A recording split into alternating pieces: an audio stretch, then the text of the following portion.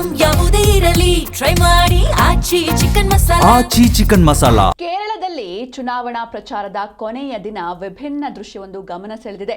ಕೊಚ್ಚಿ ಸಮೀಪ ವಿವಿಧ ರಾಜಕೀಯ ಪಕ್ಷಗಳ ಕಾರ್ಯಕರ್ತರು ಒಟ್ಟಾಗಿ ಸೇರಿ ಪ್ರಜಾಪ್ರಭುತ್ವದ ಹಬ್ಬವನ್ನ ಸಂಭ್ರಮಾಚರಣೆ ಮಾಡಿದ್ದಾರೆ.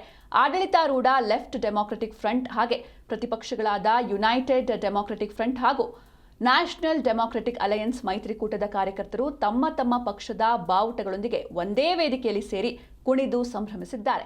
ಚುನಾವಣಾ ಸ್ಪರ್ಧೆ ಎಷ್ಟೇ ಟಫ್ ಆಗಿದ್ರೂ ಕೂಡ ಅದು ಕೇವಲ ರಾಜಕೀಯ ಮಟ್ಟಕ್ಕೆ ಮಾತ್ರ ಸೀಮಿತವಾಗಿದ್ದು ಸಹೋದರತ್ವಕ್ಕೆ ಧಕ್ಕೆ ತರೋದಿಲ್ಲ ಎಂಬ ಮೆಸೇಜ್ ಅನ್ನ ಈ ಘಟನೆ ನೀಡಿದೆ. ಭಾರತದ ಪ್ರಜಾಪ್ರಭುತ್ವದ ಪರಿಪಕ್ವತೆಯನ್ನ ತೋರಿಸುವ ಅಪರೂಪದ ದೃಶ್ಯ ಅಂತ ಇದು ಗಮನ ಸೆಳೀತಾ ಇದೆ.